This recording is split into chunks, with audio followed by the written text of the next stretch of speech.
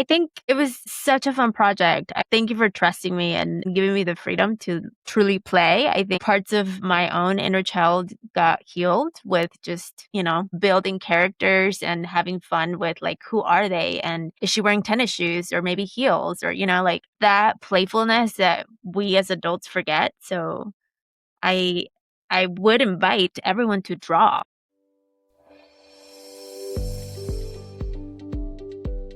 Today's conversation is with the incredible Latina illustrator that I decided to hire to produce the illustrations that you're about to see on my forthcoming book, Cash Libre. And I'm so excited for you to be part of this conversation. So I recorded this conversation probably the moment she delivered the illustration. So this episode has been sitting on this podcast folder for quite some time. So I hope that you enjoy today's episode. And I also have a special request for you. I need to have more Latinas really listen to the theme and the message behind Cash Libre. So if you know of any other Latina that can benefit from healing money wounds, healing their money trauma, but also getting the knowledge she needs to start breaking into the stock market and entrepreneurship, it will mean the world to me if you can share this episode with this amazing mujer, probably your amiga, una prima, la tía. And at the end of the episode, don't forget to rate and review the podcast. This is how some other incredible Latinas find us. And I hope that you are part of the waitlist for my book that is launching October 6th. And yes, I am doing an in-person event in Seattle, Washington for the book launch, and I hope to see you there. Now, let's go ahead and welcome this incredible Latina illustrator. We can talk about the vision behind the illustrations for my book, Cash Libre. And I want to start by asking you, what was your initial reaction when I said, hey, would you do this for me? I couldn't believe it. I was like, wait, is she serious? I don't know. And so then I talked to my partner and I was like, what do you think? And he was like, haven't you been saying you want this? And I'm like, okay, let's go. And so at first I was like, I don't know. Is this like, did it actually happen? And then I got really excited. I love that. So I want to share how I knew you were illustrating because I didn't know that part about you, your newsletter, and your newsletter has illustrations. And I remember seeing an illustration that not only made me feel happy, but it also made me feel something. And at that time, I was looking for someone, and I had a lot of people that they're like, hey, if you're going to do this for your book, I would love to do it for you. And that was a lot of like DM pitching that I actually don't like. But then what I liked about you was the part that you make me feel. But also because I know you and the work that you do, I was like, oh man, she's probably busy. I don't want to ask her right now. And then you posted something online, like I'm illustrating. Yes. I was like, that is my sign. Like she's totally doing it. So that's why that I'm reaching out to you. So thank you for saying yes. Can you walk us through once we say yes? And I do want to talk about this because I think this is so important for our community is that once we decided, yes, we're going to work with each other, we ended up dropping prices. You were great at like, this is my worth and this is what I want, which I really value that because we don't talk about that, right? Like sometimes we get excited about a project and we say, yeah, I want to do it. But with you, I really respected that you came from a place of, I know what I'm doing and this is what I charge. Do you like it? And to me was like, yeah. So thank you for doing that, first of all. Now let's talk about the process. So we initiated the process after signing the contract where I told you what I wanted, but I want to know behind the scenes. Walk us through your creative process when I was telling you, this is how I want this person to look. This is what I want this. This is what I want this, right? Because give us the scoop because people are going to be purchasing the book and we want to kind of give them like background. Yes. So I think what I really liked is that you had a clear vision of what you wanted, but you also gave me freedom. So you were like, this is who I envision, and this is kind of like her story. So specifically the 5 characters. So because we started with those, like that was like the first thing. And I really appreciated, you were like, this is what I see and what I envision, but you go ham, do whatever you want, like besides this, like to make sure we hit these things, and then whatever else you want to do with them, go for it. And so that allowed me to expand and to even stretch myself to see, okay, she wants this, and how could we make perhaps like more inclusive bodies, and how could we maybe bring in maybe some disabilities, like what would be the story. And so, I'm a storyteller at heart, and so besides the yeah, so you gave me some of the story, but then I went deeper and I literally created like, who is she? And so every character, literally I built a whole story behind them. Then I was able to explain it to you when I gave you the first drafts. I'm like, this is why she has this, and this is why she has this. And so I think it was a good way to work with each other, where you were like, this is what I want, but you do whatever you want afterwards. I love that. And I want to talk about something that you said right now, which was like wanting to be inclusive, because sometimes when we're thinking about being inclusive, we think outside of our own community. And I remember coming to you and saying, I want to show that diversity that exists within our own community. And this is why I want this character to look like this. Like, I want to make sure that all characters are showcasing that diversity within our own community, because that was super important to me, because the way I grew up, I have friends from all over. Like, it wasn't just like mi amiga mexicana was like colombiana, la puertorriqueña. And there is a character that I didn't get to meet until I was in my thesis. And for me, when I met someone in real life that was completely different than the Latinidad I grew up thinking, that was really, wow, how beautiful is this? So thank you for sharing that. Now tell me about your routine, because I don't know if you struggle with creating, but I know I struggle with writing the book. And at the end of the episode, I'm going to tell you guys something that even she doesn't know. So walk us through like your routine. When were you inspired? When were you like, no, I need to just go do something else? So for me, it's in the evenings. When I draw and illustrate and I do anything creative, it needs to be nighttime almost. And so when I started working on the illustrations, I would go through my regular work day and then have dinner. And after my belly's full and my brain has protein, I would go, and music is super important. So, like basically all my senses. And I have ADHD, and so all my senses need to be stimulated.